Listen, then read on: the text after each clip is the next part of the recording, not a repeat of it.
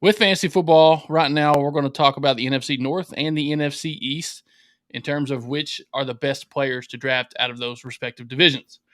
We're going to go ahead and just dive right into it because our fantasy drafts are coming up, right? So I know you guys have already had a couple. I've actually backed out of every single fantasy football league that I'm in except for ours. Just to let you guys know that that's how special you are. So is it because you don't want to play anymore, or you're just so focused Focusing on hyper winning? Yeah. Well, I'd like to say I'm focused on winning, but honestly, with everything I got going on, I don't really think that I could put enough effort needed to win multiple leagues at once. You're not adjusting your rankings daily? No. Oh. No, definitely not. But I felt the need to just stick to one, and then hopefully I could spend more time on that league. Speaking of our league, have we decided what the heck we're doing with that yet? Waiting on the vote to come in. It's still split. I mean, did you already count my vote, or do I need to go in and vote physically? You need to vote physically. Is there a vote that says I don't care, do whatever you want? Nope, you got to pick one or the other. Now, okay, we'll do that after the show. Get the listeners some details here. All right, Coop. Have an inside thing here. Commissioner, go through what's happening with our fantasy football league right now. What's happening? So we currently have a very small, very custom league. Scoring, we have like 400 or 500 point weeks just to try to increase some interest from the people that play with us. And down to 8 teams, we do have expanded rosters. So you're still looking like 160, 180 players drafted and rostered, but we do only have 8 teams. We've had some interest in expanding that league. And it is a keeper league. We keep 5 keepers with a cap of 2 at any one position to try to keep some parity there. And some of our league members are not willing to sacrifice those keepers in order to expand the league to more teams. So that's kind of it in a nutshell. I don't know why they wouldn't want to reset and do something different, seeing as I've won the league 4 times. I arguably have the best keepers. I don't think I do, but I think I'm in the conversation. And I'm fine with the reset. Like, I believe in my ability to create a new team that can win me a 5th fantasy title. Well, of course, it's the guys that, have Jonathan Taylor that don't want to give up their keepers that are against all this. Yeah. Which I have terrible keepers, and bring them on, redraft, come on, let's do it. Yeah. Yeah, I'm kind of the same way, honestly. I'm probably going to vote to redraft. Just you play redrafts every year anyway in most other leagues that you play in. I've never been in a keeper league before this one, so this is a different animal when it comes to fantasy football. Is what people are used to mostly is redrafting every single year, and that's the fun of it because you don't get stuck with certain players. You pick a keeper and you lose out on certain players that you could have got if you didn't keep them. All that good stuff. So, but our league is so anti-me that if anything's my suggestion, it's immediately shot down. Even if it's for the benefit of everyone else, if I suggest it, they think somehow it will help me. I've had to quit trading altogether. I've had to change my draft strategy because I can't draft players to trade them, which I would do in the past. Someone like a Marquise Brown this year, perfect draft guy, play him 4 weeks and dump him because he's going to be huge. Hopkins comes back week 6, and that's a guy I would love to get in a regular league. There's no chance in hell any of our league members would trade with me. You're not wrong. Nope. The thing about me is I'm always afraid of getting trade raped, so I do not trade people. Whoever I go with, that's who I go with. If I end up trading somebody, it's a fluke, and it's just too good to pass up. But see, I'm the complete opposite of that. I only will trade somebody if I think I'm trade raping them. Oh, I know, Dave. Yeah. So yeah, you get there are never any fair trades offered the first time.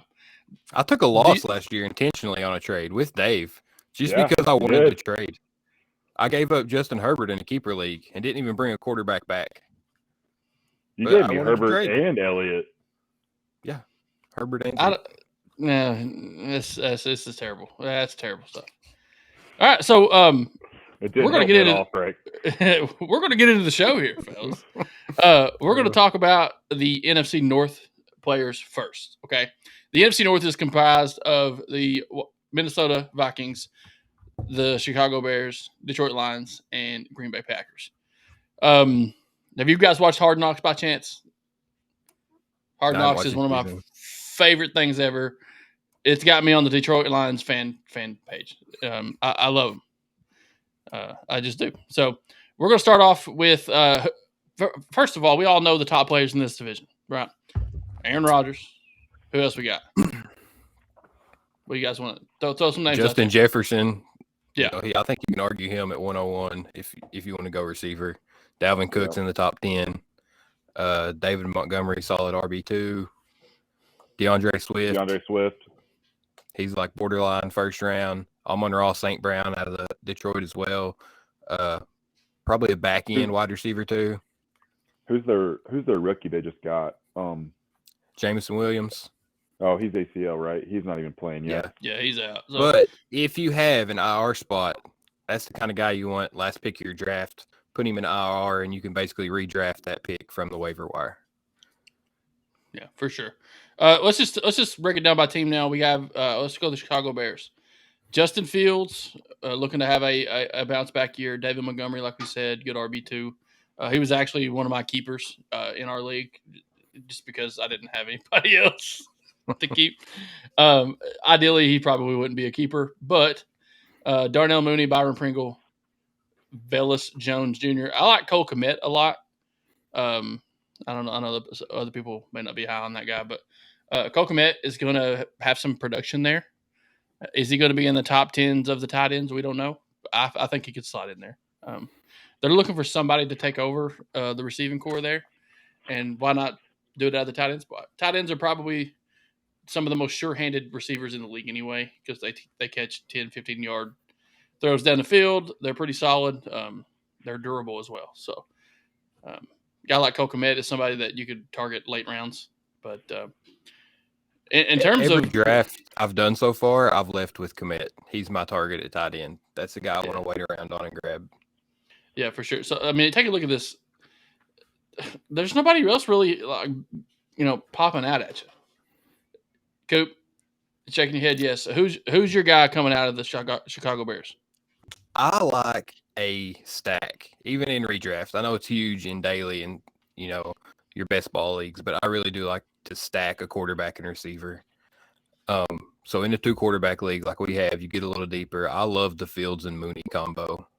I think Darnell Mooney, should be in 85 to 90 catch territory because there's no other targets here. It's going to be primarily Mooney and Kmet. Even if Fields isn't good, he's going to throw the ball for 3,000 yards, and most of it's going to those two guys. So I'm pretty high on Mooney, and I like grabbing Justin Fields late to stack with him in case he does improve, and he's going to give you 600 yards on the ground. Yeah, looking at Mooney's stats from last year, which was a pretty horrendous Bears offense, he had 62 catches for 860 yards and 3 touchdowns. So now that he's wide receiver 1, he's at least going to, 1.5 that, I would imagine, just off of targets. So I agree. I also like David Montgomery. I don't think he's a cowbell back, but he's as close to a cowbell back as you can get without being one. Yeah. The big thing with him is just injuries. So I know I got David Montgomery in one league, and my last pick I picked up Khalil Herbert. I truly believe in handcuffing anytime you can, because running backs, as we have learned, their shelf life is 4 to 5 years. Only the great ones really get up to that 10+ year mark.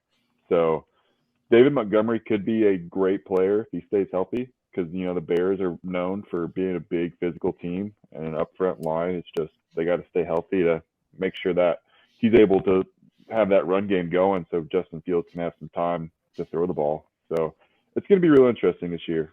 New head coach, new coordinator. They beat the crap out of the Seahawks last weekend, or Thursday night. So we'll see. Yeah, I always like seeing new teams take over or new coaches take over teams and seeing what they can do throughout the offseason, make their moves, and then see the progression they take on into that first year. Justin Fields is obviously a very talented quarterback.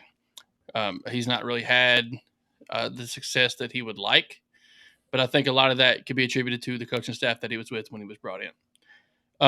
But moving forward, I think he might be a guy that you could target, especially in deep quarterback leagues like we have, especially if we add 2 more players. He's a surefire draft pick at that point. But let's move on to the Detroit Lions. Like if you guys watching have watched Hard Knocks at all, Detroit Lions have a lot of things going for them right now. One of the big names for me is DeAndre Swift here. I also like TJ Hawkinson. I'm a big tight end guy. I think tight ends can help you win leagues simply because they Coming from the guy who hasn't won the league before. I've won a league before, Dave. Shut that mouth, bro. I just haven't won this one because Coop's been in it and he's an asshole. So the Lions, I like TJ Hawkinson. I like tight ends a lot. Like we said earlier, Jameson Williams here. He is injured currently, but he is a guy that you want to draft late round, stash in your IR spot if you have one, and then pull him back out later when he's ready to go. What's one name on this list that you guys would target that a lot of people that maybe are new to the game of fantasy football wouldn't really normally go after? I don't think I have one in Detroit. Not even St. Brown? People should know St. Brown. He's brand new to the game. Maybe doesn't watch football that often. He's not a name that's going to jump out on the board at you, right? He's not somebody that's historically been good. He's not going to be. He might be a top 10 in somebody's draft eyes, but like in the big name of things, he's not going to be there. They're not going to see him up front. Yeah. I mean, I wouldn't sleep on Jamal Williams. He's a solid backup. Yeah. He's going to get carries. I don't know where he's ranked right now, but I know he's good. And DeAndre Swift is good. He's a good young guy. But, Jamal Williams is number 54. I mean, last year he had 500 yards, 2 touchdowns. If anything happens to DeAndre Swift, that's Jamal Williams' offense. If you watch Hard Knocks, you see Dan Campbell loves Jamal Williams. Yep. It's his guy. Yeah.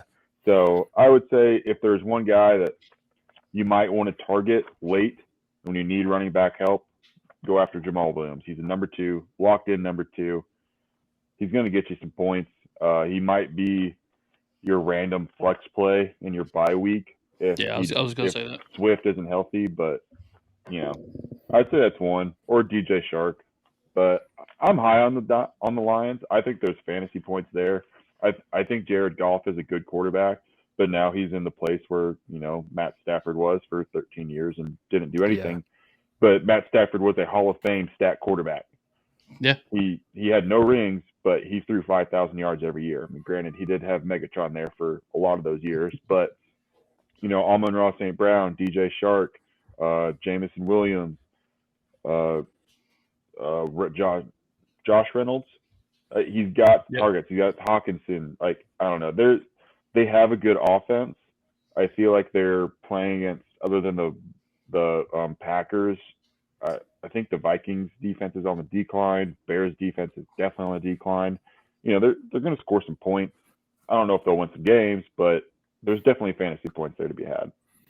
Yeah, I agree. Sure. My thing, I'm fine with where they're all getting drafted right now. I'm not higher on any of these guys. Like, I think Swift is fringed round 1, but I'm not reaching for him at 5 or 6. Same thing with St. Brown. So I agree with you. There's value in Detroit. I just don't think any of them are below where they should be right now. So let me ask y'all this question while we're on the Lions. Historically, Lions have not been very good.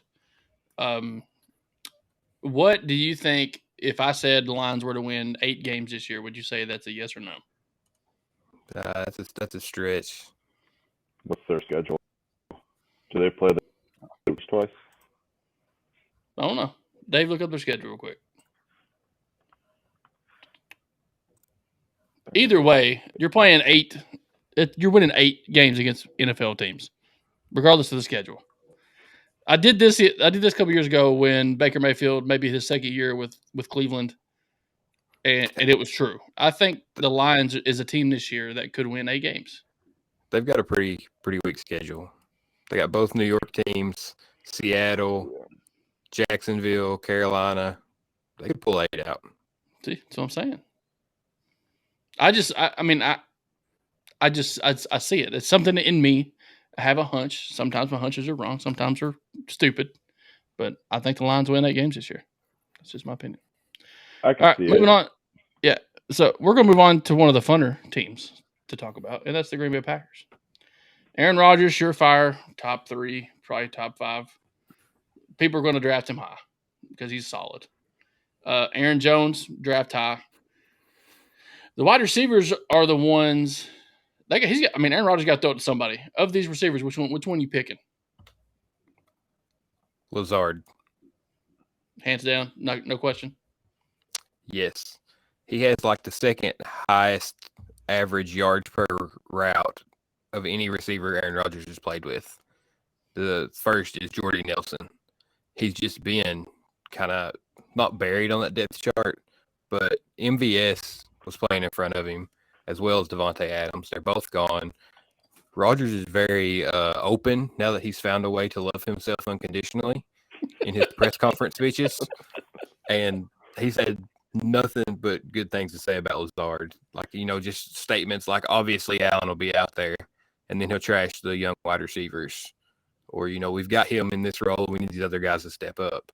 So even though he's not wowing, he's not making these crazy plays in training camp, and you're not seeing him like Romeo Dobbs catching 2 touchdowns in the first 2 preseason games. I think it's Lazard. He's not going to put up what Adams did because very few wide receivers are capable of that. But I think he is undervalued, and he'll lead this team in receiving. Yeah, I don't disagree with that either. One thing that I would like to see, and it's the Kentucky boy in me, is to see Randall Cobb break back out and do something valuable for an NFL team. And if it's going to happen anywhere, it's going to happen with Green Bay, and it's probably going to happen this year when they are a little thin at the receiver spot. Robert Tonyan, probably a decent pickup at tight end. Had 10 touchdowns, 2 years ago? It wasn't long ago, but he had a stretch there. We had a bunch in like a short period of time, which is kind of skewed a little bit in terms of fantasy production on a weekly basis. But if Tonyan is available on the waiver wire and you're looking for a tight end on a bye week, pick him up. He might drop 3 touchdowns in a game at any point in time. He's probably not somebody that's going to consistently give you points, but in deep leagues, he might be a guy that with injury is going to be somebody that you could target.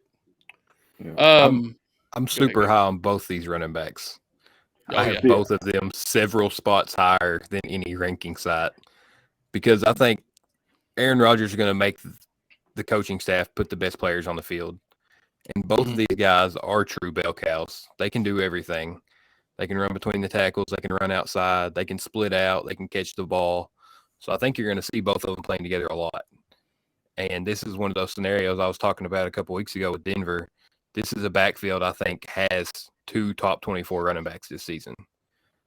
And I feel very confident in that. I would rather have Dillon at his ADP than Jones, but I think they're both going to outperform that. I think you're going to see more Jones out in the slot, like running routes and catching maybe 70 balls this year.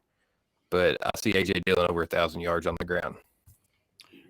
Yeah, and LaFleur actually came out today and said it that we're not looking at, depth chart of 1 and 2. It's 1A and 1A. Yeah. And that's where it makes me nervous. I agree 100% with Coop. I would not touch Aaron Jones early. I think there is a lot more value in stability at running backs in his little conglomerate that he's like ranked around. I think A.J. Dillon is the value. But if you see somebody in your league get Aaron Jones, do not let them get A.J. Dillon. Do not let them handcuff those two because that is going to be a ton of points. Especially in a team like Green Bay, who Aaron Rodgers is going to win football games, and he's got to throw it to somebody. We talked about the thin receiver room there. Sammy Watkins, is he Sammy Watkins of old? Who knows? He's probably going to be solid, but he's not going to be an every week kind of receiver. Randall Cobb is old as dirt, but he's still productive. Tanyan could be the second leading receiver on this team. But Aaron Jones and A.J. Dillon are going to receive PPR value heavily in that offense. But don't take our word for it. Or do. That'd be cool. All right, moving on to the final team in this division is the Minnesota Vikings. Kirk Cousins, Dalvin Cook, Justin Jefferson, Adam Thielen, KJ Osborne, Irv Smith Jr., and I'm going to throw Alexander Madison in there as well. Hey, let's give our editor, our producer, a clap of hands. He got the depth chart with Nick Mullins on it. That was today's news. Way to be on top of it, Frank. I put this on there probably an hour ago when I was prepared. I didn't even notice that, Dave. Anyway, really quick, first thing that pops off to me, obviously Justin Jefferson is going to be a top 3 pick in most leagues. He's number 1. For sure, top 5. Is he number 1 would he be number 1 in our league if you had the first pick? Yes. Oh, okay. I don't know that I would do that. If I have if I have pick number 3 and he falls to me, yeah, I'm taking it. The thing with wide receivers, like every fantasy player has a floor and a ceiling, right? That's what you're looking at, range of outcomes. That the guys at the top of the draft have the highest ceilings, and most of them have really high floors. Running back's floor is all dependent on their body holding up. Jonathan Taylor's not shown any sign of injury at all. Neither did Christian McCaffrey. And then just like that, you know what I mean? Derrick Henry couldn't be stopped, and he missed games last year. I know Taylor's younger. I'm just saying it happens so much more often to that position group. So if I have number 1 overall, and I have the Rams offensive coordinator going to Minnesota with the best receiver in the NFL, he may not have had the best stats, but I think everyone would agree talent-wise, Justin Jefferson is the most talented receiver in the league. I don't know how you can pass him up. I think that floor is 3. He's not going to finish worse than wide receiver 3. That's a good explanation. I don't know. I just think if you're going to make some noise in a fantasy league, you can get a Christian McCaffrey who stays healthy or a Jonathan Taylor who stays healthy. Everything you said was perfectly correct. But if you get lucky and they play every game and McCaffrey ends up with his 25, 30 touches a game, in our league scores you 75 points a game, and you pick up somebody like, I don't know, Deebo Samuel in place of Justin Jefferson, you're going to get that much more production out of your top 2 picks than just one, and then being left on the outside looking in on your second round coming through. So flip it like this. You take a risky running back in McCaffrey at 1, and you get somebody later in the draft at wide receiver that's safe, say in that A.J. Dillon range. So somebody like a Elijah Moore. Okay? And then if I flip that and I did Justin Jefferson and then grabbed A.J. Dillon, I like my 2 a lot better than yours.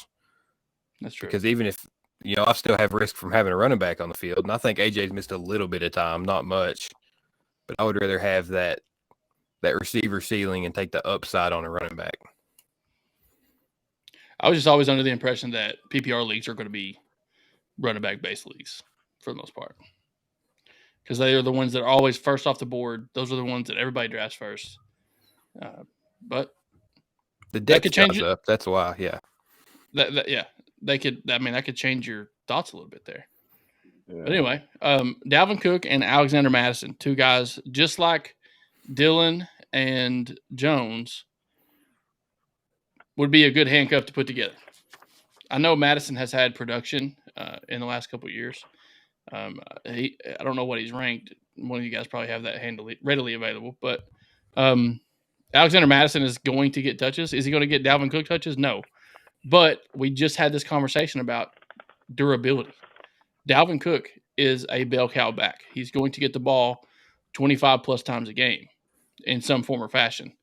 Is that going to hold up on a long season? Maybe, maybe not. So if you draft Dalvin Cook with your top 5 pick, running down 7, 8, 9, 10 rounds, you might need to think picking up Alexander Madison would be a good choice for you. You guys agree or disagree? Oh yeah, I put Madison in the same category as Tony Pollard. I has missed I think 4+ games like the past 5 or however many years, and Alexander Madison puts up points. He puts Cook fantasy points whenever he is the starting running back. His average points per game doesn't reflect it because he does have those third down or off drive duties that he does get sparing playing time when Cook is playing. But the guy is a stud. He's going to put up 100 yards rushing and a touchdown if he is the lead back. I'm not saying he's better than Cook. I'm just saying that offense is very good with the rushing game. And I think he's a must. If you have Dalvin Cook, he's a must-have guy. I had him. I got Dalvin Cook, I think, in 2 leagues, 2 years. And Alexander Madison has saved my ass multiple times whenever Dalvin Cook goes down. I think he's a must-have guy. Especially if you don't have Dalvin Cook, because then you can trade rape somebody for him. Yeah. There's not many of those running backs left. Exactly who comes in and gets the workload anymore. Yeah, I mean, you're looking at some teams have three guys. I mean, you look at the Raiders. Hell, they had 4. Mm-hmm. But one guy that we're not talking about enough is Adam Thielen. Adam Thielen has been solid his entire career. He's a guy that is not going to be maybe a first or second round pick in an 8 to 10 team league, but he could fall to somebody in the 3rd round if he's available. And you've got a good wide receiver, a good running back ready to go, and you're looking for somebody else to help you win your fantasy football league. Adam Thielen, if he's on the board, draft him. He's solid. He's going to give you production consistently every single week. And with Justin Jefferson drawing so much attention, Adam Thielen is going to get everything underneath. And Kirk Cousins and Adam Thielen have a great relationship. He's had double-digit touchdowns in both seasons since Justin Jefferson got there. That's a big deal. He missed 4 games last year. Still had double-digit touchdowns. Yeah, he's super slept on. Yeah, I mean, we just looked through it, and I looked through the whole. We talked about Alexander Madison before we talked about Adam Thielen. Jeez, fellas. Anyway, those are the guys that you could probably target out of that the NFC North there. We're going to flip the switch a little bit and go to the NFC East, composed of the New York Giants, Philadelphia Eagles, Washington, whatever they're called now. Sorry, Dave. The Commanders. And then we're going to go with last but certainly least, the Dallas Cowboys. Dave, you want to kick things off with the commies here? Who do you like on the commies? Terry McLaurin, number 1. Antonio Gibson, maybe? Yeah. So, I actually watched a little bit of the Chiefs. And yeah, I watched the Chiefs preseason game against the Commanders on Saturday, and I loved what I saw, but I didn't. Thinking on it, I didn't love it, what I was seeing. But Antonio Gibson is little CMC. I mean, Ron Rivera made the comparison when he first came into the league. He wants him to be like a Christian McCaffrey. He wants him to have 20, 30 touches a game, and he was getting them against the Chiefs in the second quarter. And I think I watched him catch 4 balls for first down. So Antonio Gibson's a safe pick for an RB1. Not an RB1. He'll be an RB2 for you on your team. But, I think Terry McLaurin is a stud. He's going to get you some fantasy points if he's going to be a wide receiver 2 for you. And then, I mean, it's just going to be interesting to see what Wentz does. If he gets on the same page with Curtis Samuel and Jahan Dotson. He was throwing a lot to Cam Sims. So, I don't know. We'll see. Yeah. Chief looks like he's ready to go. Other than those 2, I don't know that I'm picking anybody else on that roster. Curtis Samuel has upside, I think, just because, in the fantasy realm of things, when he was at Carolina, he had some value. But different team, different year. Who knows? But Terry McLaurin is probably and Antonio Gibson are probably the only people that I'm targeting from the Commanders, or that I would even consider drafting. I think Jahan Dotson is underrated. I think he's going to be the 2. They're going to bring Samuel in when they go 3 receivers. So he's going to have a pretty good target share. He's a first-round wide receiver. Traditionally, first-round receiver draft picks always perform above their ADP in fantasy. So a lot of these guys that we've talked about, Wilson, Olave, London, Dodson, they should all outperform where they're being drafted based on what's happened in the past few years. I'm out on Antonio Gibson. Out. Like, I'm not taking him. He's going to have to fall a long way before I touch him. He was getting a lot of catches in that preseason game. But like you said, it was in the second quarter. It was in the J.D. McKissick role. McKissick's hurt.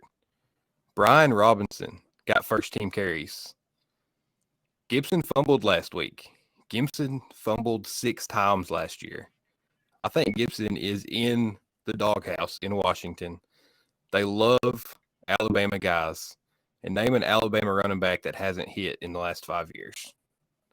They've all had 1,000-yard seasons. Even T.J. Yeldon came in and had a 1,000-yard NFL season. I think Robinson leads his team in carries. Bold statement. We'll see if it works out for him, Cotton. Y'all heard it here first. Draft Brian Robinson. We're gonna move on to the Eagles, I guess. I don't know. Eagles, we have Jalen Hurts, Miles Sanders, A.J. Brown, and Devontae Smith. I would say 2 highly touted prospects there. And then Dallas Goedert, who is ranked in the top 10 on ESPN for tight ends, or at least when I got that list up there. But who do you guys like from the Philadelphia Eagles? Give me Jalen Reagor. I think that guy is a winner. That's a joke, everybody. Yeah, he had a good game. What about Greg Ward? Greg Ward also doubles as quarterback, right? He played quarterback for him a couple years ago. I don't know. The running backs are hard for me on this team. Yeah, I was going to say the same thing. I think there's value, but it reminds me like it's almost a mirror image of Buffalo because your quarterback's going to run for a ton of yards, and then the coaching staff likes all 3 of the backs. So it's going to be hard to kind of put them in the roles. Like obviously, Sanders is the one, but what kind of workload does he get? Does he get third down? Does he get goal line? Same thing in Buffalo with Singletary. He's going to start.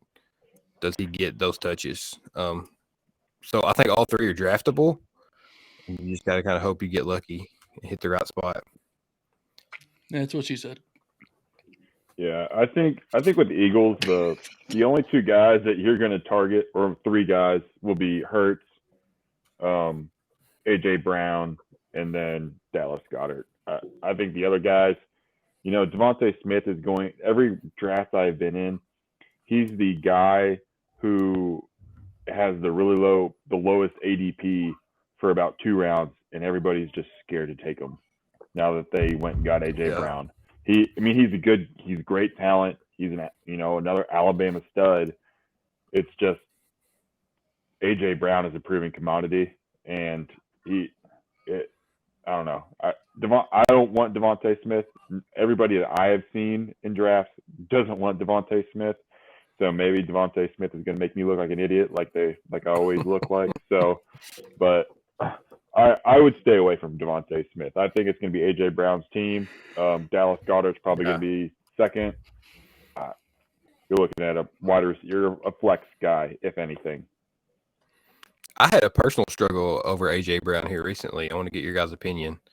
So in our league, our home league keepers, I have changed my keeper now 4 times back and forth between T. Higgins and A.J. Brown.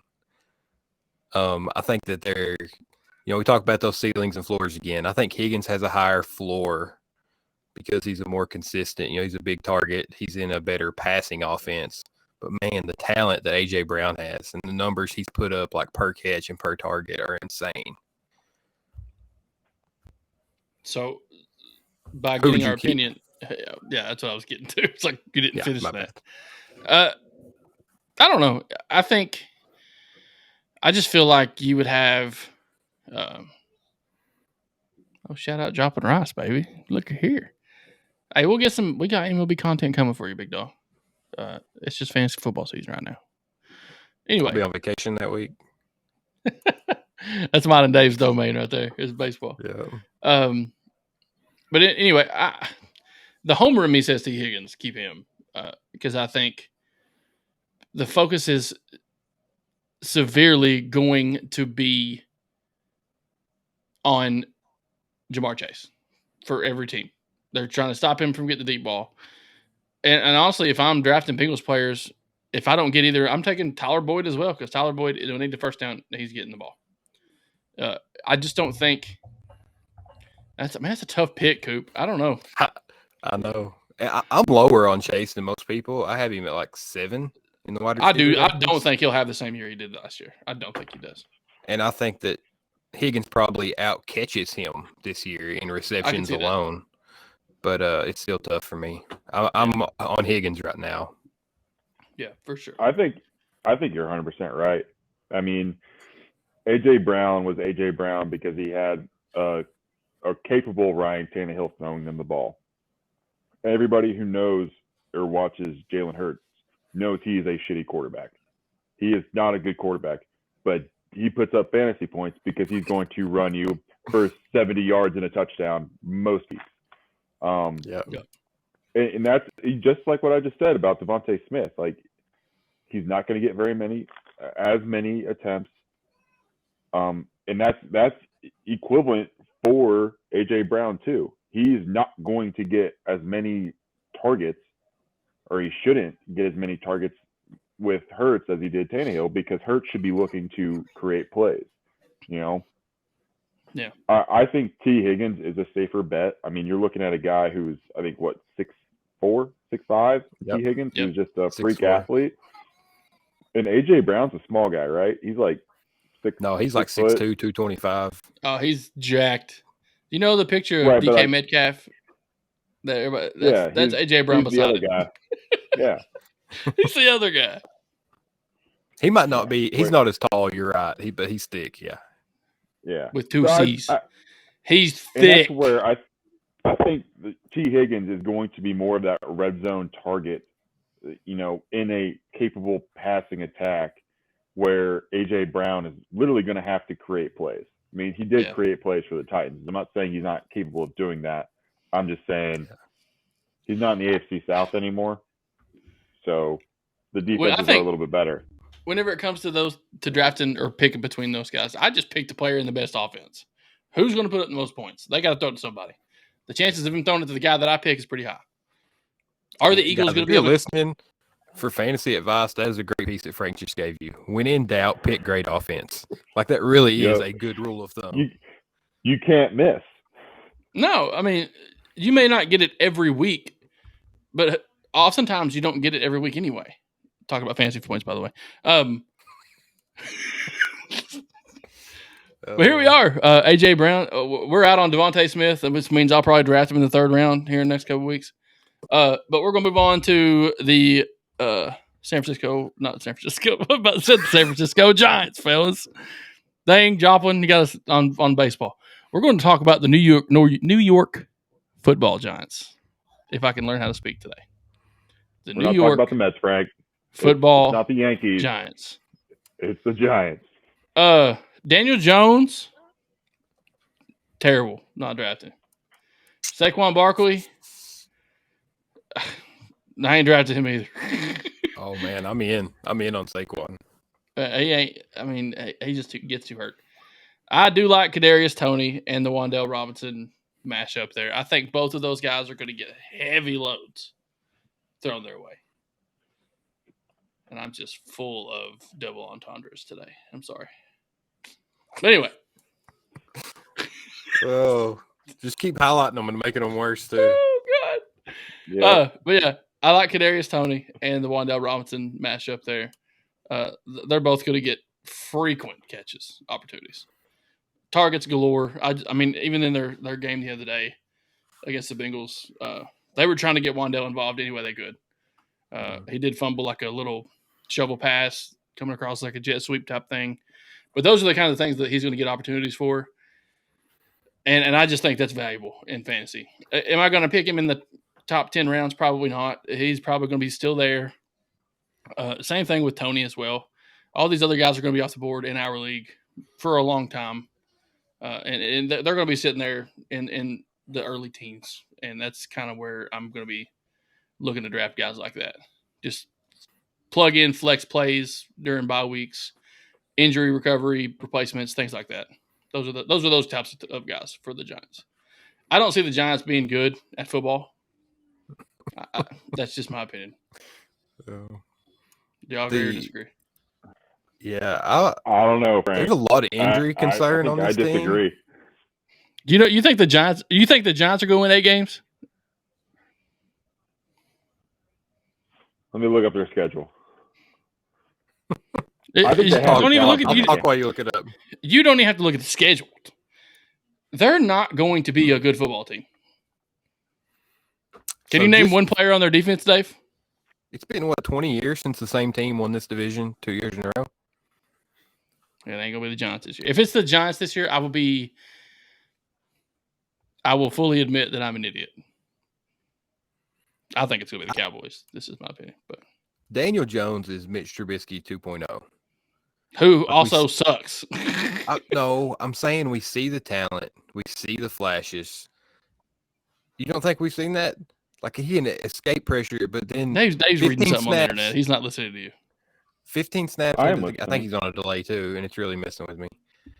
But you get, into that middle second quarter, and then they just make these absolutely terrible plays that are 100% in their head. But I've had Daniel Jones on a lot of fantasy teams, and I keep buying in to that waiver wire pickup, like, in case he hits, man. Because he's a big guy. He's got a strong arm. He can run the ball. Like, he's got the profile to be a fantasy-relevant quarterback. He just hasn't put it together yet. Boom. Somebody agrees with me. Coach Whitaker said the Giants are going to be horrible. The Jets are going to be better. No, Zach Wilson, oh, my gosh. All right. If they don't play Wilson, I agree. Flacco's starting. Then they got a shot. Flacco's elite. Boys. Coop Joplin agrees with you. All right. This is what I'm going to tell you right now. Good man. The New York Giants are the 2020-2021 Atlanta Falcons. They are going to be awful to start the year, and then they're going to get so hot in November. Look, October and November, if you play DFS, pick these guys up. We have a stretch of the Jaguars, the Seahawks, the Texans, and the Lions. I'm telling you right now, the New York Giants can win 4 games in a row. I think that's only halfway to 8. I'm not even shitting. Hey, yeah, you play the Commies twice. You play the Eagles twice. Oh, that's 2 dubs right there. Cowboys twice. You just said it. Nobody's won this division back-to-back years in 20 years. Yeah. I mean, the NFC concern is the worst football division. But historically, it's supposed to be the best. Like, people are like, oh, it's the best. No. They all are terrible football teams. The Cowboys, I give them a little – I hate on the Cowboys, and I'm not a big fan of them. But they're the best team in this division right now, in my opinion. I like the Eagles. Agreed, disagree. The Cowboys have been the best talent team in the division all year, or for like 10 years. It doesn't matter. That's true, but that doesn't mean that they're not the best team. They may not win it, but they're not. I mean, it doesn't mean they're not the best team. Best team doesn't win all the time. Hell, the Bengals made the damn Super Bowl, Dave. Getting back to these players, they weren't the best team in that division. What happened to Kenny Golladay, guys? He's getting $20 million a year, and he's walking through in practice. Have you seen the videos? The Kenny Golladay comparison to Wandale. Oh, my gosh. That's what you get when you get these freaking receivers that get paid millions of dollars to not do anything. Because of that, and because, Tony is just coming in, it's a sophomore year. Potential's huge. There's a lot of hype on him. He's moving up draft boards. you still have that health question mark. I think you could see Wandale just teaming targets out of the slot. I don't think that's a crazy thing to say that he's a top target getter on the team. So there's definitely value there late. Yeah. Anyway, I just don't know. I don't know. Sterling Shepard, what happened to him too? Is he hurt? It says it out. It's the same thing. Yeah, he's hurt. Injuries ruin the career. One Saquon- guy. I'm sorry. One Saquon's guy. I'm going Coop. One guy that I saw in the preseason game that impressed me a lot was David Seals. He's a guy that I think, he's all the way down here, fourth on the depth chart. The dude was making plays on Sunday. Did you watch the game, Dave? Was that in the 2 minutes left in the fourth quarter? No, it was in the first half. Making plays. And they targeted him a lot. We'll see what happens. We'll see if he makes the team, but it's somebody to keep an eye on. All right, we're going to round out the show with the Cowboys. Sorry, Coop. Go ahead. I think Saquon is in rare territory as a 3-down back that can catch the ball. He's had a top 5 fantasy season, and there is nobody to run behind him. But is he going to make it through the year without getting hurt? Is Henry? Is McCaffrey? It's not keeping them out of the top 5. Is Kamara going to get suspended? They're also on better teams. No, Christian McCaffrey is not on a better team. I think we can all agree on that. But he's different. The Panthers and the Giants are same level. I don't think McCaffrey and Barkley are at the same level. Like the teams may be, but the players are not. The schemes are different. I don't think the talent levels is that different. Well, that's part of that. That's part of why Saquon's dropped and McCaffrey has stayed where he's at, even with injuries. That's part of it. I think I'm with Coop on this. I think if you can snag Barkley in the 3rd round, it's a no-doubter. Well, if he dropped that far, no-doubter. he ain't dropping that far though. I don't think. No, he's ranked like isn't he, 16th in running back. Yeah, he's pretty in low. In most leagues, they're not letting him drop that far. Yeah, my charts have him. They have 3rd, him 4th round. I'm all about it, dude. I've already got my starting 2 receivers and starting 2 running backs. If I can get him too, hell yeah, I'm picking him. But other than that, I'm not reaching for him. I just want to get him and talent. Yep, I agree. I want to get him and AJ Dillon on the same team so I can call them the Quad Fathers. That's my goal for the season. You talk about your team name called the Quad Father? Yeah. Yeah. We have to ruin that. Give me the number 1 pick and draft Saquon, and then ruin. I'll just take AJ Dillon with 1-1 overall. 1-1 AJ Dillon. What a good time that'd be. You imagine Derek Tolby's reaction to that? He'd be like, "Dude, what the heck?" What a good time. We should, if we could live stream our draft, that would be so fun. What if we live streamed it and on a different computer actually did our draft, so we could actually, I don't know. We'll figure something out. I'm not. Yeah, we'll figure it out. Because that's on a Sunday night. Well, we've been doing this on Monday nights because stuff happens on Sunday nights. But all right, closing out the show. Dallas Cowboys. My opinion, the pick to win this division. Dak Prescott, solid quarterback. Probably never going to win a Super Bowl. Ezekiel Elliott, always a big name. Tony Pollard, climbing up draft boards is big names. CeeDee Lamb, Michael Gallup, both top tier. I wouldn't say Michael Gallup's top tier, but it says he's out, so he's probably hurt. Dalton Schultz, but CeeDee Lamb, Zeke, Tony, Dak, Dalton Schultz. I've already said his name. That's who I'm targeting here. Anybody else got anything different? Anybody jumping out to you in that 2nd, 3rd tier? I honestly wasn't listening when we went through the depth chart, but Jalen Colbert is going to have a good start to the season. If you didn't mention him, I think he's a name to watch. Him. Yeah, he's a name to watch early on.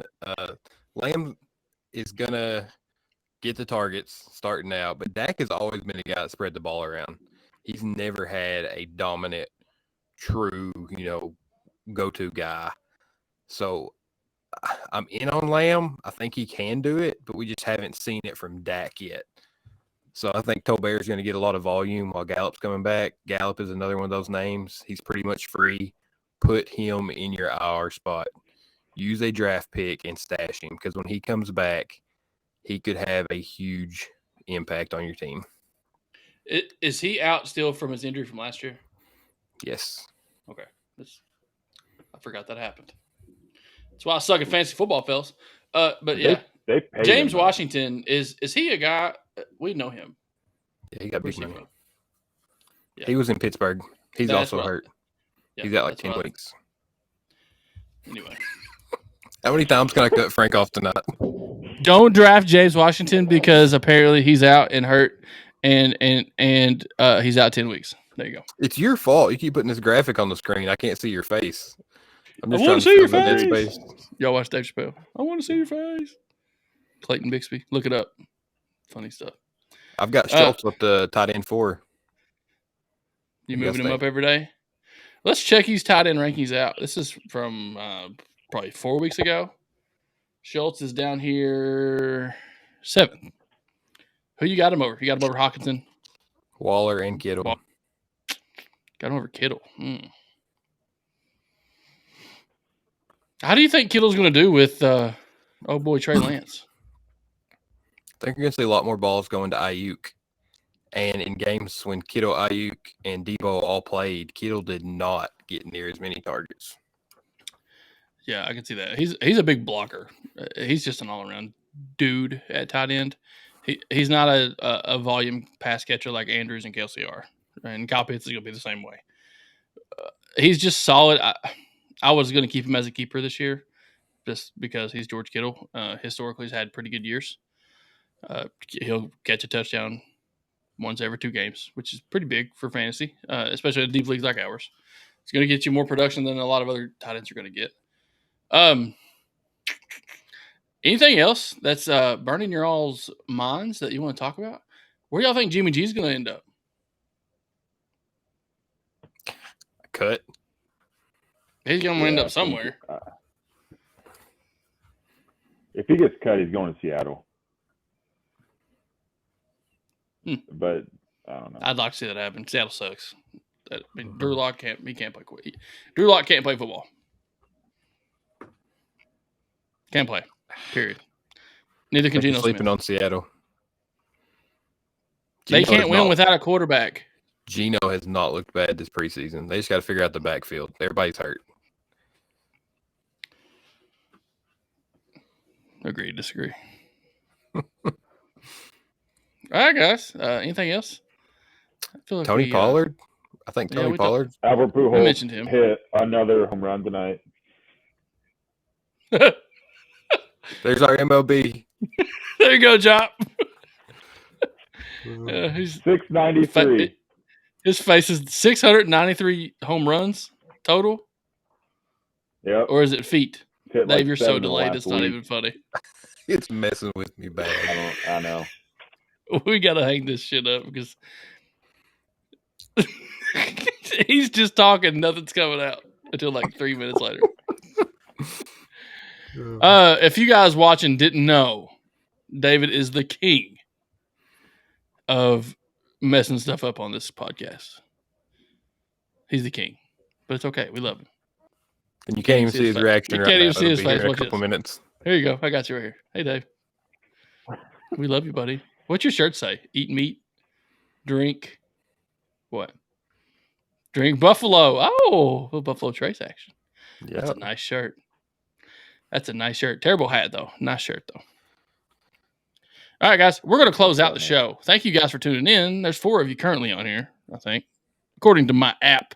As always, go listen to our podcast on Spotify, Apple Podcasts. It's on there. I promise you. I upload it every week. Subscribe to the YouTube channel. We appreciate that. Let me put my big gourd on here so you can see me talk. But bam, there you go. Subscribe to our YouTube channel if you haven't already. We're trying to get to 100 subscribers. And we think that we're good enough that we deserve that. So if we're not good enough, do it anyway. Help us out. Download our podcast. Listen to it in your car. You know, we keep it around an hour. It's not that long. But we try to be a little entertaining. We're more into fantasy football right now, but we got one more division to go, and then our content is going to take a little shift. We're going to do back to a bunch of different things. So keep an eye out for that. As always, we love you. Peace. Happy Monday night. Have a good week.